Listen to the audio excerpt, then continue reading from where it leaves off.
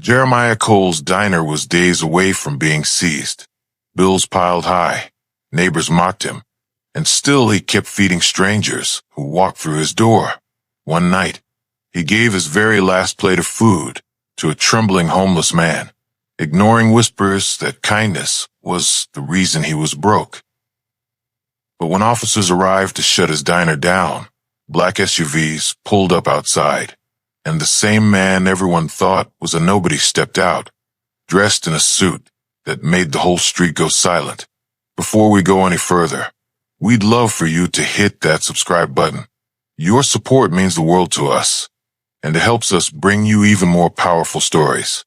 Now let's begin. Jeremiah Cole's diner looked like a place time had almost forgotten. A chipped neon sign buzzed weakly over the door, fighting against the drizzle of rain that had soaked the streets all afternoon. Inside, the smell of fried onions and strong coffee clung to the air, mixing with the faint dampness that always slipped in when the door opened. The booths were empty, just cracked red vinyl seats, a few crumbs left behind from the morning's customers, and the low hum of an ancient refrigerator in the back. Jeremiah stood behind the counter, shoulders slightly slumped, wiping down the same spot with a rag that had long since lost its color. He wasn't polishing for cleanliness anymore. He was polishing to think, to distract himself from the stack of bills in the office drawer he hadn't opened in 2 days. People said he was too generous for his own good, and maybe he was. Every evening, someone hungry wandered in, sometimes an old woman, sometimes kids with hollow eyes, sometimes men whose shoes were falling apart at the seams. Jeremiah never turned them away.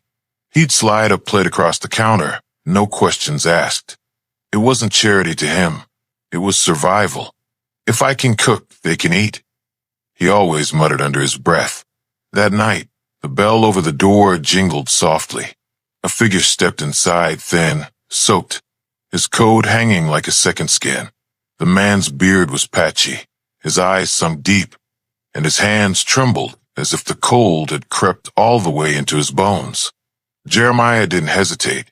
He gestured toward the nearest booth. "Sit down, brother. You're freezing." The man didn't answer, just shuffled forward.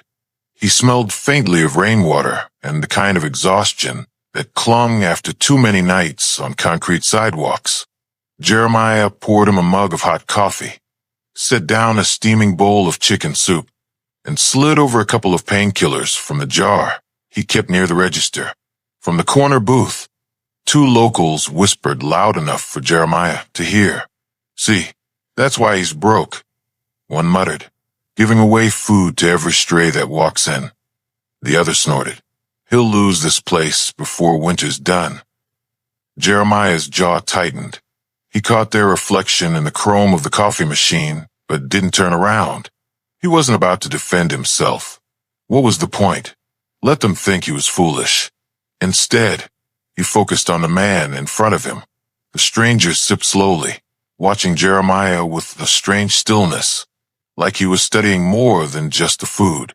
Every movement of Jeremiah's hand, the way he tucked the rag into his apron, the way he leaned forward with concern, was met with an intent gaze, and though Jeremiah didn't know it, that gaze carried more weight than the gossip at the booth ever could.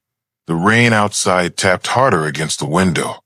Jeremiah rubbed his tired eyes, unaware that the night had just written the first line of a chapter that would change his life forever. Morning light spilled through the diner's fogged windows, streaked with dust where Jeremiah hadn't found time to wipe. The tables sat mostly empty, just a couple of regulars sipping coffee, their voices carrying louder than they probably realized. "Poor man's too soft," one said, stirring sugar into his cup. "Soft," the other scoffed.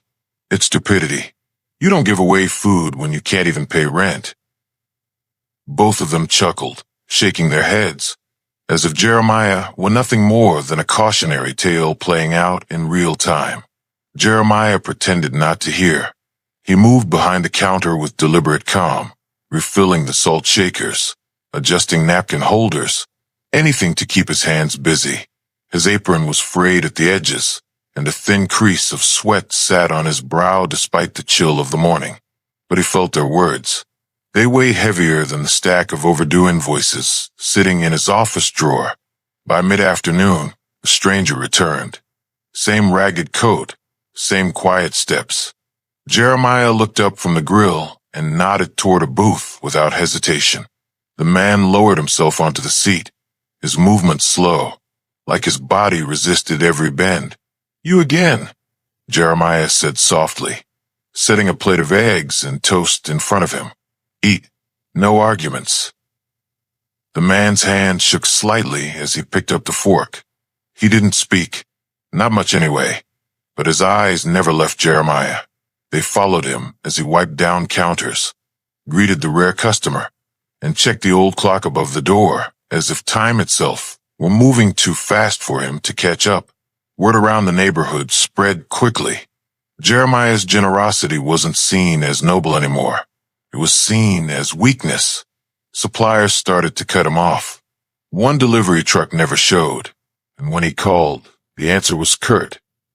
"Pay what you owe first."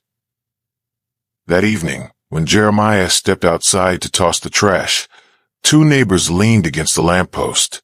"Man's drowning himself," one muttered. "Don't feel sorry for him," the other replied. "He chose this life. You can't feed everyone." Jeremiah paused, trash bag in hand, their words echoing in his head. For a flicker of a moment, he wondered if they were right. But then he pictured the faces of the people he'd served, the tired mothers, the hungry children, the silent man inside eating as though it was the first real meal in days, and the doubt passed like a shadow. Inside, the diner lights buzzed faintly. Jeremiah leaned on the counter, exhaustion etched into the lines of his face. He didn't see it, but the stranger's eyes softened, as though he recognized something in Jeremiah's weariness, something rare. The whispers kept growing outside, but Jeremiah kept showing up each day, and the man kept coming back, always silent, always watching. The week stretched on like a rope about to snap. By Tuesday, Jeremiah was serving meals out of ingredients he scraped together from whatever was left in his pantry. A half bag of rice, a few onions, a crate of bruised tomatoes he bought cheap from a vendor who felt sorry for him. He stirred pots with a heavy hand, hiding the tightness in his chest every time he thought about the ledger in his drawer. On Thursday morning, the mail arrived, a thick envelope, stamped in bold red letters. Jeremiah sat at the counter, thumb tracing the edge of the seal, heart pounding. He didn't have to open it. He already knew. When he finally tore it open, the words confirmed his fear: foreclosure. Unless the debt was paid, the restaurant would be seized within days. That evening, the diner was quieter than usual. Just the hum of the fridge and the clink of the stranger's spoon against a chipped bowl. Jeremiah sat across from him this time, too drained to stand. The man ate slowly, eyes on Jeremiah, and for a moment Jeremiah thought he might actually speak. But no words came, just that same steady, unreadable stare. The following morning, the end arrived. Two uniformed officers pushed through the diner's door, papers in hand. Behind them trailed a man in a suit carrying a clipboard, eyes darting around the room like a vulture spotting carrion. "Mr. Cole," one officer asked. Jeremiah nodded, though his throat felt like sandpaper. They explained in cold, official tones. The diner was being repossessed. He had until the end of the day to vacate. Customers, what few there were, watched from the booths. Whispers spread like wildfire. Told you he couldn't last. All that free food finally caught up to him. Jeremiah stood still, gripping the counter's edge so tightly his knuckles whitened. He could hear the gossip, could feel every set of eyes burning into his back, but he didn't argue. What was there to say? And then, tires screeched softly against the curb. A line of black SUVs rolled up outside the diner, engines purring like a threat. Heads turned. Conversations froze mid-sentence. The officers at the door stiffened, unsure of what to expect. The door swung open. From the first SUV stepped the same man who had shuffled into Jeremiah's diner night after night. Only this time, the ragged coat was gone. In its place was a tailored suit, pressed sharp, gleaming in the morning sun. His beard was neatly trimmed, his posture straight, his presence commanding. Behind him, assistants carried thick folders and briefcases. The diner fell silent. Forks froze halfway to mouths. Even the officers didn't speak. The man walked forward, each step deliberate, his gaze fixed on Jeremiah. Jeremiah's chest rose and fell, his breath shallow, as the truth began to take shape in his mind. The man wasn't who he claimed to be, and the revelation about to come would be bigger than Jeremiah, or anyone in that room, could have imagined. The diner felt frozen in time. Even the hum of the fridge seemed to fade as the man in the suit stepped fully inside. His shoes tapped against the worn floorboards, the sound echoing louder than it should have in the cramped space. Jeremiah's hands dropped from the counter. His rag, always in his grip, slipped quietly to the floor. The man stopped a foot away. He studied Jeremiah's face for a long moment, then placed a thick folder on the counter between them. His voice was calm, measured, but carried authority that silenced the room. "Mr. Cole, these are the deeds. This building, this diner, it's yours now. Paid in full. Every debt cleared." Gasps rippled through the customers. The officers shifted uncomfortably, unsure if they were even needed anymore. Jeremiah blinked, trying to process the words. He shook his head slightly, as though refusing to believe what his ears told him. I don't understand." The man straightened his shoulders. "You gave me food when I had nothing. You gave without asking, without judgment. You did it again and again, even when people told you it would ruin you. I wanted to see if that was who you really were, or if it was just habit, so I dressed like this." He gestured to the memory of his ragged disguise. "I tested you, and you passed in ways I never expected."